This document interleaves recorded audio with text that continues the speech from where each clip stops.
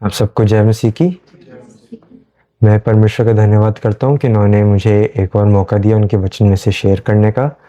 और अम, जब मुझे बताया गया कि मुझे आज शेयरिंग करनी है तो दो तीन टॉपिक्स थे जो काफ़ी सिमिलर भी थे और डिफरेंट भी थे, और मैं क्लियर नहीं था कि किस उस पे करने पर। मैं परमेश्वर का धन्यवाद करता हूँ कि उन्होंने एक मैसेज दिया जो हमने वो स्क्रिप्चर पढ़ा है काफ़ी फेमसली, इसमें से काफ़ी स्क्रिप्चर्स, बट हम ये सुनते हैं कि बाइबल में लिखा है कि we are the royal priests of God, नए नियम में लिखा है।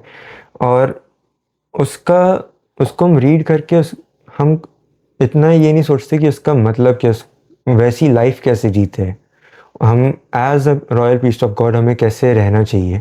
तो आज परमेश्वर हमसे वही बात करना चाहते हैं कि कैसे परमेश्वर चाहते हैं कि हम अपनी लाइफ को जिएं as his very own royal priest. आमीन। तो हम जब बाइबल खोलते हैं तो हम देखते हैं कि पुराने नियम में जब परमेश्वर ने अपने लोगों को इजिप्ट से निकाला था तो उन्होंने एक टाइम पे उन्हें कमांडमेंट्स दिए, उनको गाइड किया कि कैसे उनका टैबरनैकल बनाना है, कैसे। और इन फ्यूचर जब वो इज़राइल ने कैनान के देश को ऑक्यूपाई कर लिया तब सोलोमन को विजडम दी टेंपल बनाने की। बट उस पूरे प्रोसेस में हम ये देखते हैं कि परमेश्वर ने कुछ लोगों को अनॉइंट किया था प्रीस्ट्स बनने के लिए, और हर पर्सन की अपनी अनॉइंटिंग थी, किसी की सेम अनॉइंटिंग नहीं थी। और बाइबल में साफ साफ लिखा है नंबर्स चैप्टर 3 वर्स 9 और 10 में कि और कोई कोई भी जन सिवाय उन लोगों के जिनको परमेश्वर ने चूज़ किया था वो सर्व नहीं कर सकता था टेंपल में, क्योंकि उसके पास वो अनॉइंटिंग परमेश्वर ने नहीं दी थी।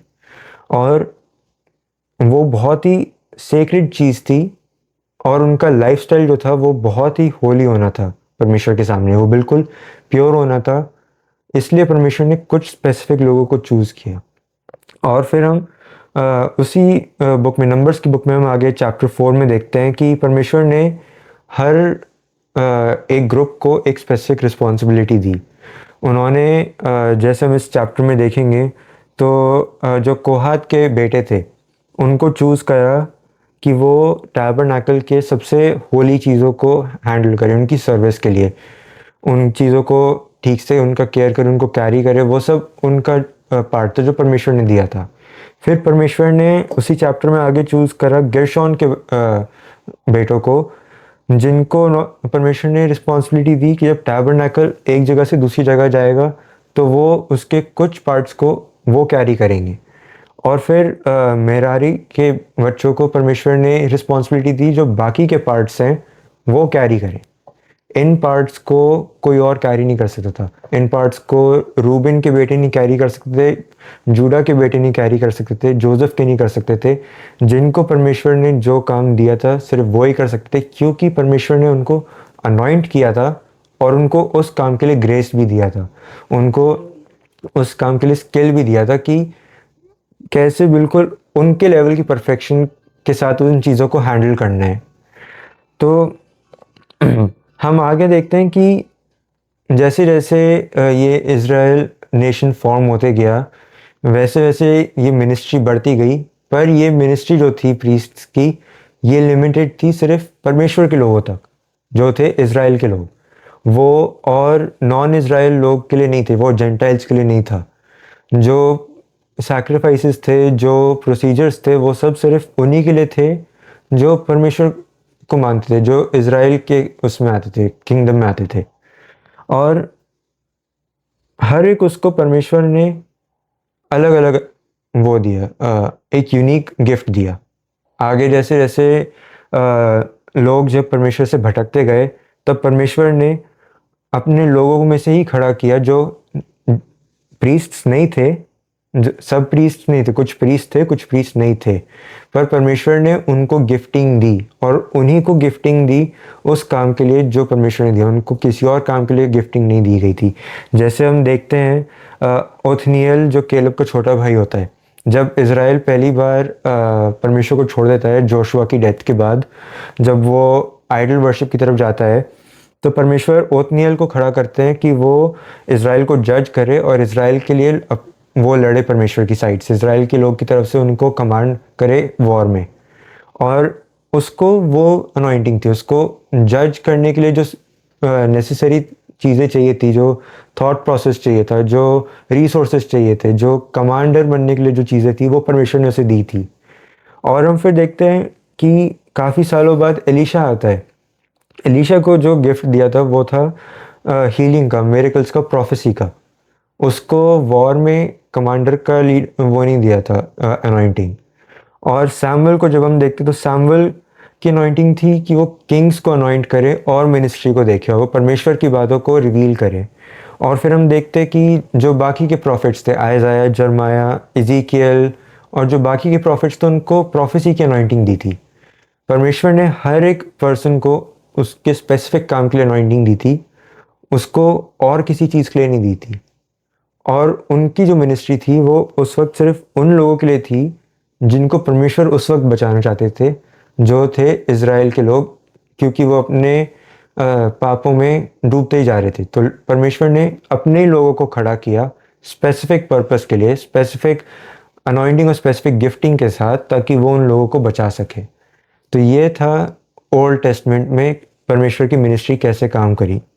फिर अब हम जब न्यू टेस्टमेंट में आते हैं तो हम देखते हैं कि 1 पीटर चैप्टर 2 वर्स 9 में NKJV वर्जन में लिखा है, but you are a chosen generation, a royal priesthood, a holy nation, his own special people, that you may proclaim the praises of him who called you out of darkness into his marvellous light. तो हम इस वर्ष में देखते हैं कि हम परमेश्वर के रॉयल प्रीस्टहुड में आते हैं। हम सिर्फ प्रीस्ट्स नहीं, हम रॉयल प्रीस्ट्स हैं, क्योंकि हम परमेश्वर के बच्चे भी हैं, हम परमेश्वर के बेटा बेटी भी हैं।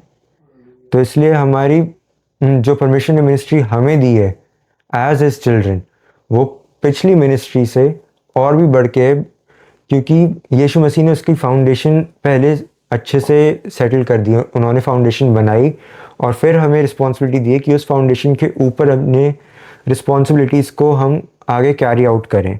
तो हम इसमें देखते हैं कि सबसे पहला डिफरेंस जो है वो है कि पुराने नियम में परमेश्वर का आत्मा जो था वो सिर्फ एक प्रीस्ट पे, एक जज पे आता था और वो उनके थ्रू फिर बात करता था। पर अब परमेश्वर का वही आत्मा हमारे अंदर है, और अब परमेश्वर का जो, जिससे कह सकते हैं जो टारगेट ऑडियंस है, जैसे हम जब पढ़ाई कर रहे होते तो उसमें हमें बताता है कि जब आप कुछ चीज़ बनाते हो तो उसकी एक टारगेट ऑडियंस होती है। तो परमेश्वर की जो टारगेट ऑडियंस है वो पहले थी सिर्फ इज़राइल के लोग, सिर्फ वो चुने हुए लोग, अब पूरी दुनिया है। तो पहले इज़राइल के लिए सिर्फ कुछ प्रीस्ट काफ़ी थे उनको बचाने के लिए, उनको बताने के लिए कि परमेश्वर क्या चाहते हैं। पर अब पूरी दुनिया को जो परमेश्वर बचाना चाहते हैं, जो परमेश्वर ने अपना वो वाला प्लान का उस फेज़ को स्टार्ट कर दिया है, उसके लिए सिर्फ कुछ प्रीस्ट काफ़ी नहीं है। उसके लिए वो बहुत सारे लोग चाहिए, क्योंकि अर्थ पे बहुत बड़ी पॉपुलेशन है। और वचन में लिखा है कि जब तक वचन एंड टू एंड बांटा नहीं जाता, जब तक वो शेयर नहीं करा जाता, तब तक यीशु मसीह नहीं आएंगे वापस। तो अब हमारा पार्ट है as his priest, as his ministers, as his जज, एज हिज अनॉइंटेड पीपल, हमारी ड्यूटी है कि हम अब जाएं दुनिया में और परमेश्वर के वचन को लोगों की लाइफ में मिनिस्टर करें। और अभी भी सेम प्रोसेस है। परमेश्वर ने इस न्यू मिनिस्ट्री में ये नहीं करा कि पुरानी चीज़ बिल्कुल ही डिफरेंट कर दी, बिल्कुल स्टार्ट कर दिया ब्रांड न्यू, बिल्कुल ग्राउंड लेवल से नहीं। परमेश्वर ने सिस्टम सिमिलर रखा ताकि हम पीछे ओल्ड टेस्टमेंट की मिनिस्ट्री को देख के हम रेफ़र कर पाए, हम उनसे सीख पाए कि परमेश्वर ने कैसे काम करा। तो जैसे हम देखते हैं कि पुराने नियम में, जैसे मैंने कहा कि पवित्र आत्मा ने हर एक पर्सन को अलग अलग गिफ्ट दिया था। पवित्र आत्मा में आज भी एक यूनिक गिफ्ट देता है। जो मेरा गिफ्ट है वो और कोई और किसी के पास नहीं होगा, जो और किसी के पास गिफ्ट है वो मेरे पास नहीं होगा। तो ये एक बेसिक चीज़ है जो हमें ध्यान दिलाती है कि परमेश्वर की मिनिस्ट्री में एज हिज प्रीस्ट हमें अपने आप को दूसरों से कंपेयर नहीं करना चाहिए, चाहे वो दूसरे अपने भाई बहन हो परमेश्वर में, चाहे वो नॉन बिलीवर्स हों। हमें अपने आप को देखना होता है परमेश्वर के उससे, कि परमेश्वर हमें कैसे देखते हैं।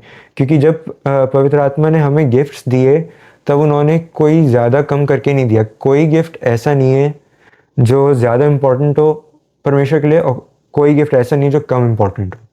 दो सारे गिफ्ट्स जो परमेश्वर ने हमें दिए हैं पवित्र आत्मा के थ्रू, वो सारे के सारे इक्वली इम्पोर्टेंट है। और हमारी ड्यूटी है कि हम उसे फेथफुली हम अपनी लाइफ में यूज़ करने पाए, दूसरे लोगों की हेल्प करने के लिए, दूसरे लोगों को बचाने के लिए।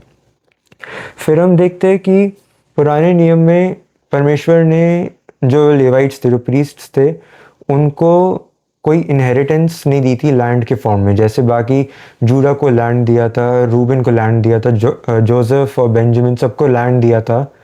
लेवाइट्स को ऐसे लैंड नहीं दी थी, उन्हें सिर्फ सिटीज़ दी थी कि वो रह सकें, और कॉमन लैंड दिया था कि वो अपने भेड़ बकरियों को चरा सकें जो उनके थे। पर उनको ऐसे कोई बाउंड्री नहीं दी कि ये तुम्हारा लैंड है एज इनहेरिटेंस, नहीं। क्योंकि परमेश्वर ने कहा पुराने नियम में कि वो उनके इनहेरिटेंस है, वो उनका पोर्शन है। और बेस्ट पार्ट इसका ये था कि वो सब के सब वेस्ट लैंड में थे। जो उस वक्त परमेश्वर ने उनके लिए लैंड सोची थी, वो बेस्ट लैंड थी। जो लैंड ऑफ कैनान था वो बेस्ट था, क्योंकि बाइबल में लिखा है कि उसमें लिखा है it was a land of milk and honey, flowing with milk and honey. But सारे लोगों को वो लैंड मिली, पर जो परमेश्वर के प्रीस्ट थे उनको उस लैंड का बेस्ट पोर्शन दिया गया। वहाँ से जो बेस्ट सैक्रिफाइसेस थे, जो बेस्ट ग्रेन्स उगते थे, जो बेस्ट जो भी उनका प्रोड्यूस था, the best of the best परमेश्वर ने अपने प्रीस्ट्स को दिया। और अब जब हम उसे अपनी लाइफ में देखते तो एज हिज प्रीस्ट परमेश्वर हमारा पोर्शन है। तो हम ये एक्सपेक्ट कर सकते हैं, हम परमेश्वर से कह सकते हैं और धन्यवाद कर सकते हैं कि वो हमें हमारी लैंड का बेस्ट देंगे। ये नहीं कि पूरी फसल में से थोड़ा बेस्ट, थोड़ा सेकंड लेवल, नहीं। जब परमेश्वर के काम के लिए ऑफरिंग दी जाती थी पुराने नियम में, तो बिल्कुल बेस्ट वाली दी जाती थी, क्योंकि वो सीधा परमेश्वर के लिए दिया जाता था, परमेश्वर की महिमा के लिए दिया जाता था। और सेम परमेश्वर हमारे लिए करते हैं। परमेश्वर ने हमें अर्थली ब्लेसिंग्स दी है, बट परमेश्वर ने हमें उसमें से भी बेस्ट ऑफ द बेस्ट दिया हुआ है। और हमें ये चीज़ ध्यान रखते हुए परमेश्वर का धन्यवाद करना चाहिए हर दिन अपनी लाइफ में, कि चाहे वो चीज़ हमें बेस्ट लगे या ना लगे, चाहे किसी और के पास हमसे बेटर चीज़ें हमें दिखे, बट जो परमेश्वर ने हमें दिया है वो एक स्पेसिफिक रीज़न से दी बेस्ट है। उससे बेटर चीज़ मिलती तो शायद हमें कोई लॉस होता, शायद हम रेडी नहीं होते, या और कोई रीज़न है कि परमेश्वर जानते हैं कि हमारे पास जो अभी है वो क्यों है। और हम ये भी देखते हैं कि परमेश्वर हमें उससे बढ़ के भी प्रॉमिस करते हैं। हमें अर्थ पे बेस्ट दिया है, बट हमें इटर्नल लाइफ में परमेश्वर के साथ अपनी इनहेरिटेंस दी है। परमेश्वर ने हमें वो राइट दिया कि हम एज ए चिल्ड्रन उस इटर्नल लाइफ को हम इनहेरिट कर पाए, जहाँ पे कोई सॉरो नहीं है, जहाँ पे कोई किसी भी चीज़ में कोई भी डिफेक्ट कुछ नहीं है। अर्थ पे बेस्ट जो है वो दिया ही है, पर जो हेवन में बेस्ट है, हेवन में हर चीज़ बेस्ट है, वो भी परमेश्वर ने हमें प्रॉमिस करी है इस न्यू मिनिस्ट्री में। तो हमें सिर्फ अपनी लाइफ में जो अभी है उसको देखते हुए नहीं चलना चाहिए कि शायद अभी हमारे पास बेस्ट नहीं है, शायद हमारे पास बेटर हो सकता है। नहीं, परमेश्वर ने हमें जो दिया है वो एक पर्पस से दिया है। और अगर नहीं भी बेस्ट लग रहा हमें, तो हम इस बात में कॉन्फिडेंस रख सकते हैं कि जब हम हेवन में जाएंगे यीशु मसीह के सैक्रिफाइस के थ्रू, तो हमें बेस्ट मिलने वाला है, क्योंकि वहाँ पे कोई चीज़ एक दूसरी चीज़ से कम नहीं है। तो इसमें बेसिकली परमेश्वर चाहते थे कि उनके लोगों के लिए एक तो प्रोविज़न हो, और फिर एनवी ना हो। और हम ये भी देखते हैं कि पुराने नियम में प्रीस्ट के पास कोई सिग्निफिकेंट पॉलिटिकल पावर नहीं थी, जैसे किंग्स के पास हो, कोई मेजर वेल्थ नहीं थी, पर उनके पास वो सब था जो उन्हें चाहिए था। और उनके पास किंग के लेवल की चीज़ें थी, परमेश्वर ने उन्हें हर चीज़ प्रोवाइड करी थी। तो ये दिखाता है कि ज़रूरी नहीं है कि हमारे पास हर टॉप लेवल चीज़ हो हर बार, पर जो परमेश्वर ने हमें दिया है, और सबसे बढ़ के उनका आत्मा जो उन्होंने हमें दिया है, वो उन सारी मटेरियल ब्लेसिंग से बढ़ के है जो हम डिज़ायर कर सकते हैं इस दुनिया में। तो फिर नेक्स्ट सवाल आता है कि ये ज़िंदगी जो परमेश्वर ने हमें एज ए प्रीस्ट दी है वो कैसी है, वो हमें कैसे जीना चाहिए। तो जब हम इस सवाल को सोचते हैं, फर्स्ट पीटर चैप्टर 2 वर्स 9 को पढ़ने के बाद जब हम देखते हैं कि परमेश्वर ने हमें रॉयल प्रीस्टहुड, हमारी जनरेशन्स को रॉयल प्रीस्टहुड कहा है, हमें उनके स्पेशल पीपल कहा है, हमें उनका होली नेशन कहा है, तो वो लाइफ है कैसी, हमें वो कैसे जीनी चाहिए। तो उसमें सबसे पहला सवाल जो आता है वो है कि हमारा रोल क्या है। क्योंकि मैंने जैसे बताया कि परमेश्वर ने टैबरनेकल के उसमें कोहात के बेटों को एक रिस्पॉन्सिबिलिटी दी, गेरशोन के बेटों को एक रिस्पॉन्सिबिलिटी दी, मेरारी के बेटों को एक रिस्पॉन्सिबिलिटी दी, और उनकी रिस्पॉन्सिबिलिटी मिक्स नहीं हो सकती थी। जो मेरारी के बेटों की थी वो उनकी थी, जो कोहात के बेटों की थी वो उनकी थी। तो हमारा क्या रोल है, क्योंकि अब परमेश्वर का कोई ऐसा फिजिकल टैबरनेकल नहीं है जैसे पहले पुराने नियम में था। तो अब हमारा रोल क्या है परमेश्वर की मिनिस्ट्री में, और हम बाइबल में इसका आंसर ढूंढते हैं कि बाइबल में लिखा है कि हमारा रोल है एक फेथफुल स्टीवर्ड का। हमें परमेश्वर के साथ एक फेथफुल स्टीवर्ड की तरह काम करना है। और हम ये वर्ड्स पढ़ चुके, पॉल ने अपने लेटर में लिखा है, बट इसका मतलब क्या है। स्टीवर्ड होने का मतलब ये है कि जो चीज़ परमेश्वर ने हमें दी है उसका हम प्रॉपर तरीके से रिस्पॉन्सिबली हम उसकी केयर करें, हम उसको अच्छे से यूज़ करने पाएँ। और हम देखते हैं कि ये चीज़ हमारे गिफ्ट्स में अप्लाई होती है जो पवित्र आत्मा ने दी है। अगर हम अपने गिफ्ट्स को ठीक से यूज़ नहीं करेंगे, अगर हम उसमें थोड़ी ढिलाई दिखाएंगे, हम उसमें थोड़ा कॉम्प्रोमाइज़ दिखाएंगे, तो वो फेथफुल स्टुअर्डनेस में नहीं आता। वो चीज़ ऐसी है जो परमेश्वर को बिल्कुल भी खुश नहीं करती, क्योंकि परमेश्वर ने आपको वो चीज़ दी है, परमेश्वर ने आपको अपने राज्य का एक हिस्सा बनाया है। और अगर आप उस चीज़ को, अपनी रिस्पॉन्सिबिलिटी को, चाहे छोटी हो चाहे बड़ी हो, उससे ठीक से नहीं निभा पाओ, अगर नहीं निभा पाओ डिफरेंट है, बट अगर आप नहीं निभाओ जानबूझ के, तो परमेश्वर को अच्छा नहीं लगता। और हम ये देखते हैं मैथ्यू चैप्टर 25 वर्स 14 टू 30 में, जब यीशु मसीह वो एग्जाम्पल देते हैं टैलेंट्स का, कि एक ओनर जो है वो अपने सर्वेंट्स को कुछ कुछ टैलेंट्स दे के जाता है, और वो उन पे ट्रस्ट करता है कि वो जब आएगा वापस ओनर तो वो उनको कुछ प्रॉफिट बना के देंगे। तो उनमें से सिर्फ 2 होते हैं, हम देखते हैं बाइबल में, जो उन्हें दिया गया था, जो अमाउंट उन्हें दिया गया था उसका उन्होंने प्रॉफिट बना के दिया। बट तीसरा वाला जो था उसने कुछ नहीं किया, उसने उसे ज़मीन में गाड़ के रख दिया, और जब ओनर वापस आया तो उसे बस उठा के वापस दे दिया। और ओनर उन 2 से खुश था। पहले वाले को ओनर ने 5 टैलेंट्स दिए थे, दूसरे वाले को 2 टैलेंट्स दिए थे। पर उसका ये वो नहीं था कि किसने कितना बना पाया उसका। उनका पर्पस ये था कि क्या उन्होंने कुछ यूज़ करा उनका, क्या उन्होंने कुछ वापस लाके दिया जो पहले उनको दिया था उससे ज़्यादा या नहीं। क्योंकि परमेश्वर ये नहीं देखते कि किसी को अगर हीलिंग का गिफ्ट दिया और किसी को अगर प्रेयर का गिफ्ट दिया है, तो उसका वो कंपैरिजन नहीं करते कि ओ इसने मुझे इतना ज़्यादा बेनिफिट दिया, इसने मुझे इतना कम बेनिफिट दिया, तो मैं इसको ज़्यादा फेवर करूँगा, इसको कम फेवर करूँगा। नहीं, परमेश्वर सबको इक्वली फेवर देते हैं, सबको इक्वली ट्रीट करते हैं। क्योंकि परमेश्वर जो चाहते हैं वो है कि हम अपने एंड पे, हम हमें जो रिस्पॉन्सिबिलिटी दी गई है, हमें जो टैलेंट दिया गया है, हमें जो गिफ्ट दिया गया है, हम उसको अच्छे से यूज़ करने पाए। हम परमेश्वर के सामने जब हम जाएं तो हम दिखा पाए कि परमेश्वर आपने मुझे ये टैलेंट दिया और ये मैंने उसको इतना बढ़ा के आपको मैं दे रहा हूँ, और परमेश्वर उससे खुश होंगे। परमेश्वर हमसे परफेक्शन नहीं चाहते, क्योंकि परमेश्वर को पता है कि हम परफेक्शन उन्हें ऑफर कर नहीं सकते, क्योंकि सिर्फ वही परफेक्ट है। पर परमेश्वर चाहते हैं कि हम अटेम्प्ट करें, हम लेज़ी ना हों, क्योंकि जब हम यहाँ पे फेथफुली सर्व कर पाएंगे परमेश्वर को, तब जाके हम हेवन के लिए रेडी हो पाएंगे कि हम वहाँ पे फेथफुली परमेश्वर को सर्व कर पाए। इसलिए ये हर दिन का प्रोसेस होता है। शायद हम आज तक अपनी कुछ चीज़ों में कॉम्प्रोमाइज़ करता है, शायद हम कुछ चीज़ें परमेश्वर ने हमें करने को कहा है बट हम नहीं कर पाए ठीक से, पर हमें गिव अप नहीं करना। हमें तब भी परमेश्वर से कहते रहने कि वो हमारी मदद करें कि हम फेथफुली अपने उन गिफ्ट्स को यूज़ करने पाए, ताकि उनकी महिमा होने पाए, ताकि हम जब उनके सामने रहें तो हम खुशी से जाने पाए कि हाँ, जो परमेश्वर ने मुझे दिया हम उसको यूज़ कर पाए अच्छे से, हम परमेश्वर के नाम को महिमा लेकर आने पाए उससे। हालेलुया। तो ये एक पॉइंट है जो परमेश्वर हमसे चाहते हैं कि हम सीखें कि हमें एक फेथफुल स्टूवर्ड की तरह इस अर्थ पे रहना है परमेश्वर के सामने।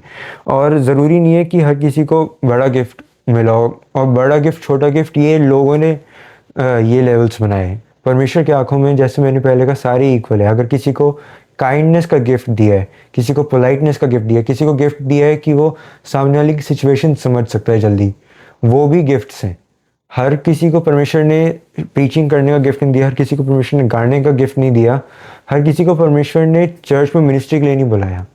कुछ लोग को परमेश्वर चाहते हैं कि वो इस सेक्युलर वर्ल्ड में जाएं और उस वर्ल्ड में परमेश्वर की नाम की महिमा करने पाए अपने कैरेक्टर के थ्रू। क्योंकि बहुत से लोग के पास बाइबल नहीं होती, पर हमारी लाइफ्स ही वो बाइबल होती जो वो पढ़ पाते हैं। तो बहुत से लोग को परमेश्वर नेचर ऐसा देते कि लोग देख के कहें कि इसके बारे में कुछ बात अलग है, ये थोड़ा डिफरेंट है, इसके बारे में मैं जानना चाहूँगा, ये किस परमेश्वर को सर्व करता है मैं जानना चाहूँगा। कुछ लोग को परमेश्वर वैसा नेचर भी देते हैं, वो भी एक मिनिस्ट्री है। आप चाहे ऑफिस जाएं, चाहे स्कूल जाएं, कॉलेज जाएं, हर किसी की मिनिस्ट्री चर्च में नहीं होती। कुछ लोग को परमेश्वर आउटरीच मिनिस्ट्री भी देते हैं in the form of secular world में जाना। क्योंकि चर्च की तरफ से जाना एक चीज़ है, बट जो फॉर्मल वर्ल्ड है उसमें भी लोग को बचाना ज़रूरी है।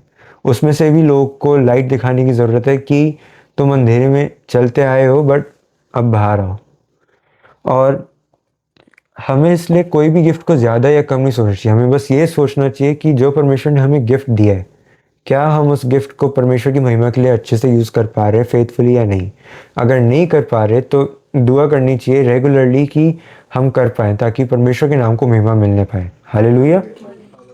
फिर हम इसमें नेक्स्ट क्वेश्चन देखते हैं कि ये लाइफ है कैसी, कि मतलब हम रॉयल प्रीस्ट्स हैं, बट हमें मिनिस्ट्री करने को दिया है, पर डेली लाइफ को कैसे जिए।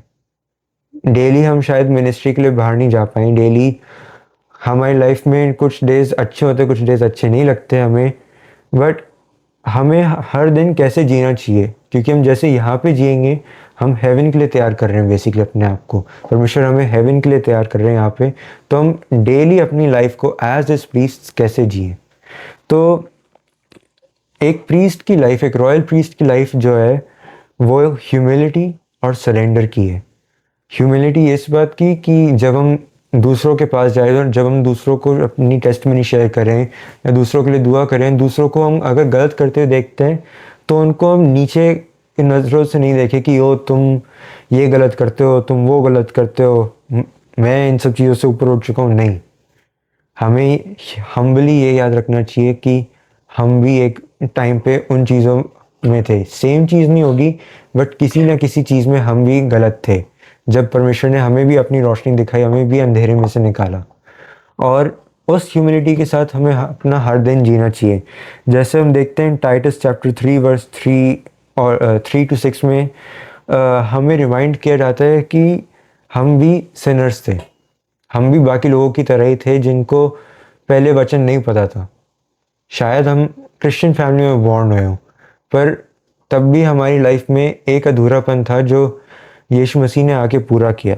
और हमें इसी नज़रों से दूसरों को देखना चाहिए कि दूसरे लोग जो परमेश्वर को अभी तक नहीं जानते, वो भी हमारी तरह ही हैं, जो अंधेरे में चल रहे हैं, जिनको लाइट के बारे में पता ही नहीं है। और क्योंकि परमेश्वर ने अपनी लाइट हमें दिखाई है, तो अब वो हमारी ड्यूटी है कि हम उस लाइट को आगे उन पे रिफ्लेक्ट करने पाएँ। और ये तब होता है जब हम डेली सरेंडर कर पाते हैं अपनी लाइफ को परमेश्वर के हाथों में। क्योंकि प्राइड एक चीज़ है जो बहुत ईजिली आ सकती है जब हम दूसरों को देखते हैं कुछ गलत करते हुए। और अगर हम अपने आप को सरेंडर नहीं करेंगे डेली और एक्टिवली, तब तक हम उन चीज़ों से दूर नहीं रह सकते जो गलत है।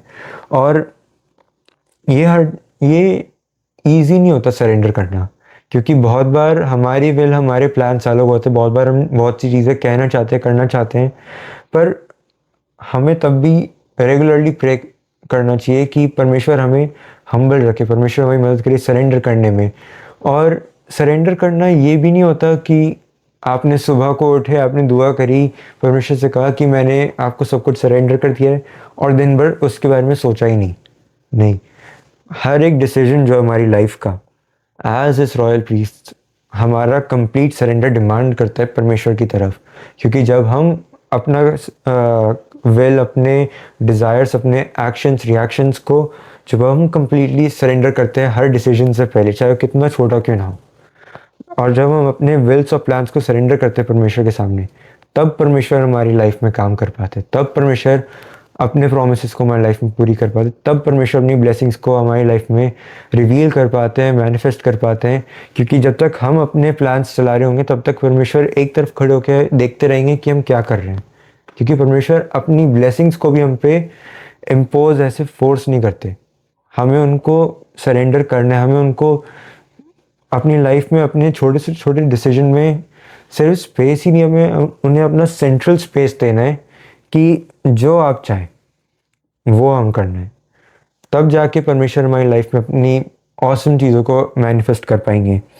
और मैंने अपनी लाइफ में भी देखा है कि मतलब बहुत बार होता है मैं चीज़ों को प्लान करता हूँ, बहुत अच्छे से प्लान करता हूँ, और मैं कभी इधर ओवर प्लानिंग भी कर रहा होता हूँ, और बैकअप प्लान्स प्रिपेयर कर रहा होता हूँ, और मैं अपने सारे रिसोर्सेज डाल रहा होता हूँ, और मैं चाहता हूँ कि एक चीज़ हो जो मैंने प्लान करा हुआ है वो हो ही हो, मुझे और कुछ चाहिए ही नहीं होता।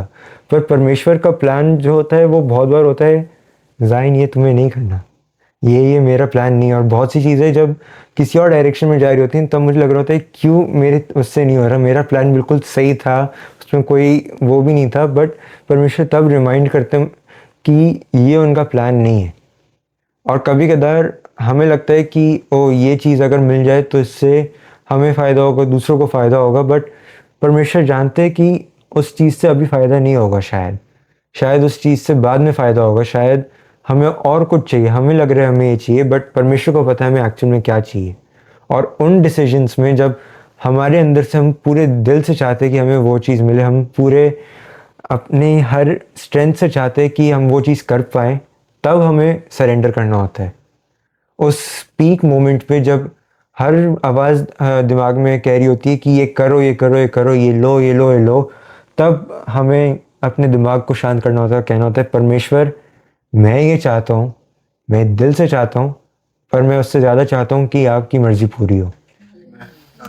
और इसका ये मतलब नहीं है कि हर बार परमेश्वर उससे बेटर चीज़ देंगे। कभी कदार परमेश्वर के प्लान में शायद हम अप जाने का सोचते हैं, पर परमेश्वर हमें नीचे लाने का सोचते हैं। क्यों? ताकि नीचे से वो और ऊपर लेके जाने पाए। क्योंकि जब आप अगर किसी ने कभी ट्रैम्पोलिन पे कूदे होंगे या बंजी जंपिंग करी होगी, तो आप जब नीचे जाते हो तब आप ज़्यादा उछल पाते हो। आप अगर नॉर्मल ज़मीन पे कूदोगे तो एक हाइट पे जाओगे, पर अगर आप उस ट्रैम्पोलिन पे नीचे जाके कूदोगे तो आप ज़्यादा ऊंचे कूद पाते हो।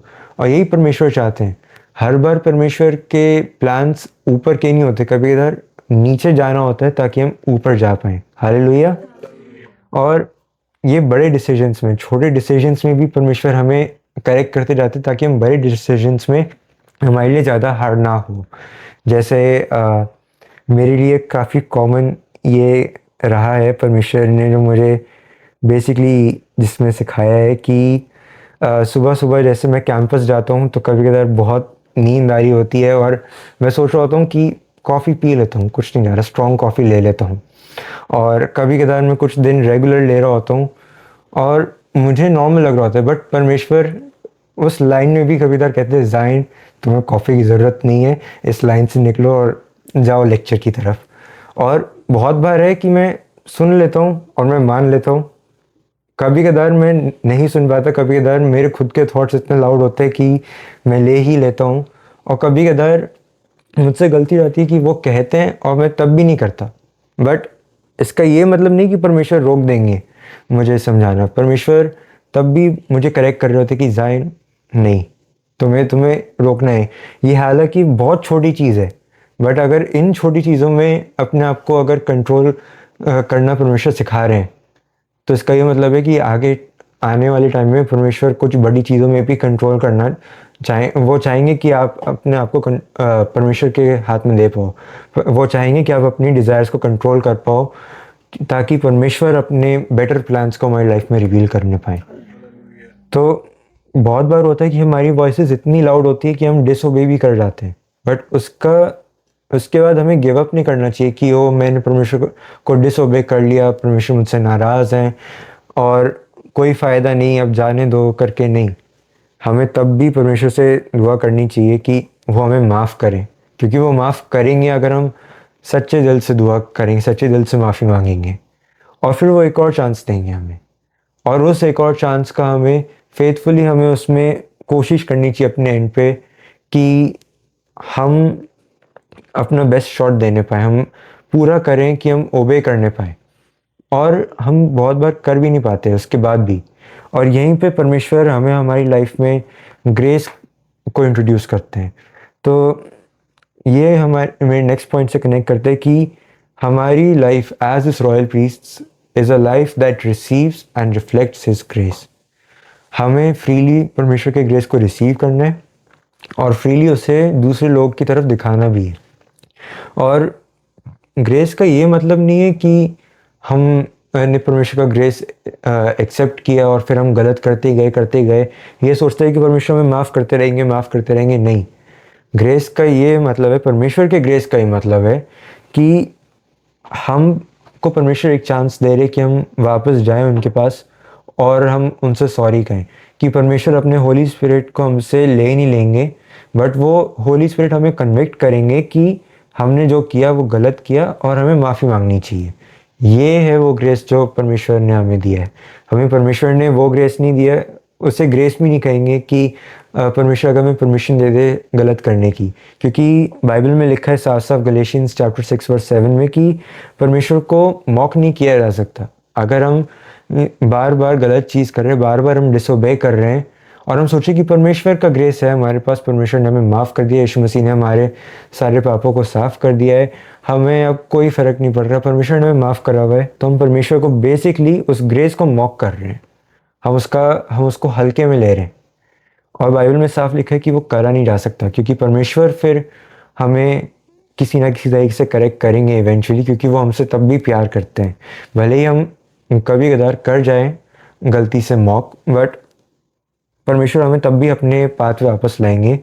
उस वक्त वो जो मेथड यूज़ करेंगे वो शायद हमें पसंद ना आए, बट परमेश्वर इवेंचुअली हमें वापस लेकर आएंगे, क्योंकि वो हमसे तब भी प्यार करते हैं। वो हमें तब भी अपने स्पेशल पीपल कहते हैं, क्योंकि हम देखते हैं जैसे फर्स्ट पीटर में लिखा था कि we are his own special people.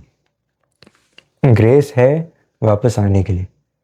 अगर हमने उसे मॉक किया तो हमें रिपेंटेंस के साथ परमेश्वर के सामने जाना चाहिए, और परमेश्वर हमारे हार्ट को तब देखेंगे अगर हम एक्चुअली परमेश्वर से माफ़ी मांग रहे हैं, तो परमेश्वर हमें माफ़ करके एक बार और हमें ग्रेस देंगे।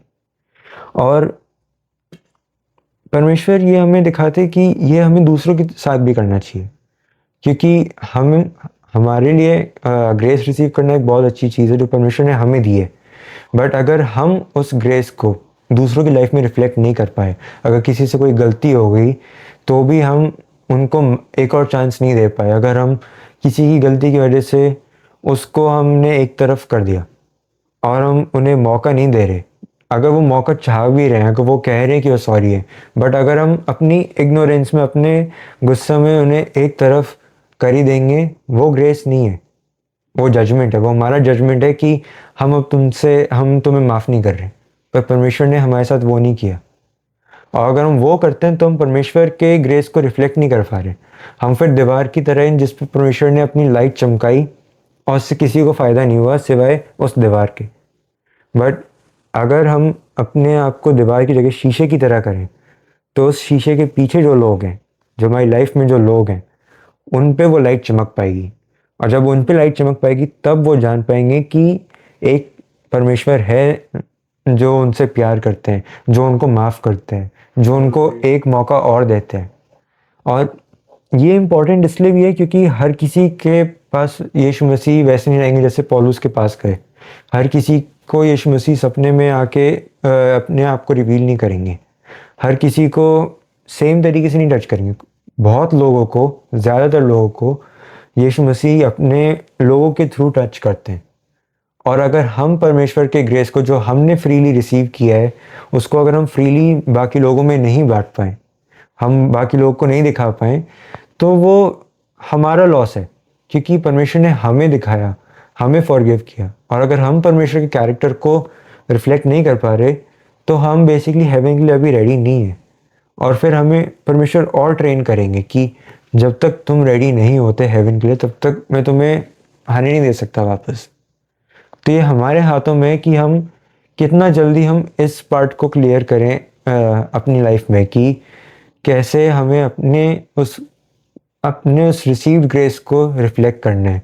क्योंकि ये हर बार ईजी नहीं होता, कभी कदार ये टफ होता है, कभी कदार हमें ध्यान नहीं रहता, बट हमें तब भी हमेशा परमेश्वर के पास वापस आना चाहिए, कहना चाहिए कि मैं नहीं कर पाया, मेरी मदद करिए। कुछ चीज़ें कभी हार्ड होंगी, कभी हम इग्नोर भी कर लेंगे, कभी कदार होली स्पिरिट हमें कहेंगे कि उसको माफ़ करो, या उसको तुम थोड़ा काइंडली ट्रीट करो, या उस चीज़ को जाने दो, परमेश्वर उसे हैंडल करेंगे। पर हम नहीं जाने देते, हम उन चीज़ों को तब भी पकड़े रहते हैं। वो सामने वाले को हर्ट करे या ना करे, वो हमें हर्ट ज़रूर कर रहा होता है। क्योंकि जब दीवार पे सनलाइट आते रहती है तो वो गर्म होती है, उस दीवार के पीछे कोई है, उसको सनलाइट के बेनिफिट्स, वो विटामिन डी और वो सब नहीं मिलेगा, वो दीवार एक तरफ गर्म होते रहेगी। बट अगर उसकी जगह शीशा है तो पीछे जो लोग हैं उनको भी रोशनी दिखेगी, उनको भी उस लाइट के बेनिफिट्स मिलेंगे, उनको भी दिखेगा कि अंधेरा था उनकी ज़िंदगी में, उनको रोशनी दिखेगी। तो यहाँ पे फिर मैं वही रिमाइंड करना चाहूँगा कि परमेश्वर हमसे परफेक्शन एक्सपेक्ट नहीं करते, बट परमेश्वर हमसे अटेम्प्ट एक्सपेक्ट करते हैं। परमेश्वर हमसे कुछ कंट्रीब्यूशन एक्सपेक्ट करते हैं कि हम कुछ करें।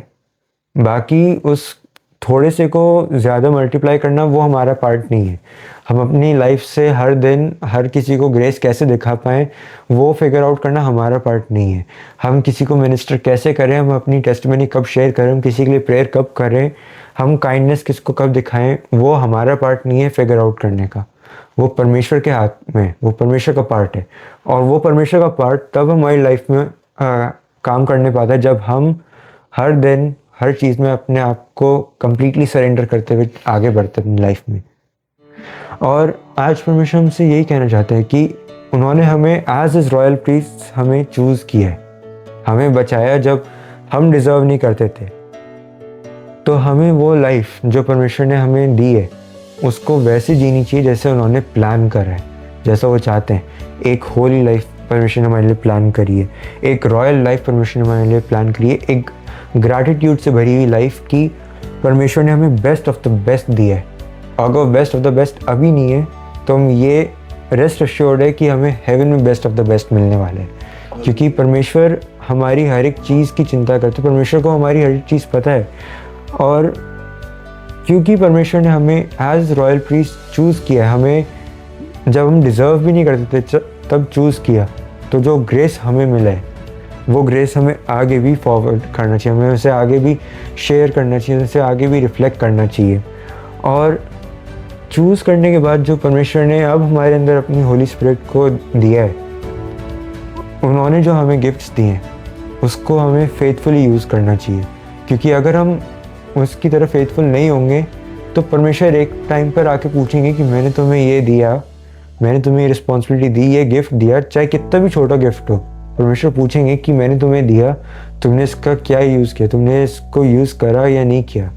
अगर नहीं किया तो पूछेंगे क्यों नहीं किया, अगर किया तो शाबाशी देके हमें अपने किंगडम में बुलाएंगे। और हमें ये याद रखना चाहिए कि परमेश्वर ने जो हमें दिया है, जो चीज़ उन्होंने हमें दी है, उसके लिए हमें जो फेथफुलनेस जो चाहिए उसको अच्छे से यूज़ करने के लिए, उसके लिए भी हमें सरेंडर करना है। ये नहीं है कि परमेश्वर ने हमें गिफ्ट दिया है तो हम उसे बिना सरेंडर करे यूज़ कर सकते हैं। नहीं, बिना सरेंडर करे परमेश्वर हमें यूज़ करने की कैपेसिटी नहीं देंगे। क्योंकि ह्यूमंस, हमारे पास वो कैपेसिटी है नहीं कि हम परमेश्वर के हिसाब से चीज़ कर पाएँ अपनी थिंकिंग में। उसके लिए हमें परमेश्वर की गाइडेंस ही चाहिए जो सरेंडर के बाद ही आती है। और फिर फाइनल चीज़ जो परमेश्वर हमें रिमाइंड करना चाहते हैं वो है कि हमारे हर एक के गिफ्ट्स यूनिक है। हमें एक दूसरे से कंपेयर नहीं करना, हमें नॉन बिलीवर से कंपेयर नहीं करना, हमें जो परमेश्वर ने दिया है वो यूनिक है। और परमेश्वर हमसे हमारी चीज़ का लेखा मांगेंगे, हमसे हमारे जो उन्हें हमें दिया है उसके लिए परमेश्वर हमें अकाउंटेबल ठहराएंगे, हमें दूसरों के उसके लिए नहीं ठहराएंगे। तो हमें अपने उसको देखते हुए परमेश्वर के साथ चलना चाहिए कि परमेश्वर आप मुझसे क्या चाहते हैं। और जब हम परमेश्वर को देखते हुए और अपने आप को देखते हुए अपनी लाइफ को अच्छे से जिएंगे, तब परमेश्वर ऑटोमेटिकली हमें हमारी कम्युनिटी में हमारे साथ के लोग के साथ अच्छे से जॉइन कर पाएंगे, अच्छे से बॉन्ड कर पाएंगे। वो सारा पार्ट परमेश्वर का है। कम्युनिटी कैसे बनानी है वो परमेश्वर का पार्ट है। आगे आपको कहाँ लेके जाना है, कैसे लेके जाना है, वो परमेश्वर का पार्ट है। बट एट द एंड जो इम्पोर्टेंट चीज़ है वो है कि हमें हम्बली सरेंडर करते हुए अपनी लाइफ के हर एक दिन को जीना चाहिए, ग्रेटफुल होते हुए कि हमें परमेश्वर ने जो दिया वो यूनिक है, हमें कंपेयर करने की ज़रूरत नहीं है, और हमें परमेश्वर ने दी बेस्ट चीज़ दी है। और अगर नहीं दी अभी तक बेस्ट, तो बेस्ट आने वाला है परमेश्वर की तरफ से। बट उसके लिए भी हमें सरेंडर करना इम्पोर्टेंट है। हालेलुया। तो मैं परमेश्वर का धन्यवाद करता हूँ कि उन्होंने मुझे ये मौका दिया उनके वचन में से शेयर करने का। आप सबको जय मसीह की।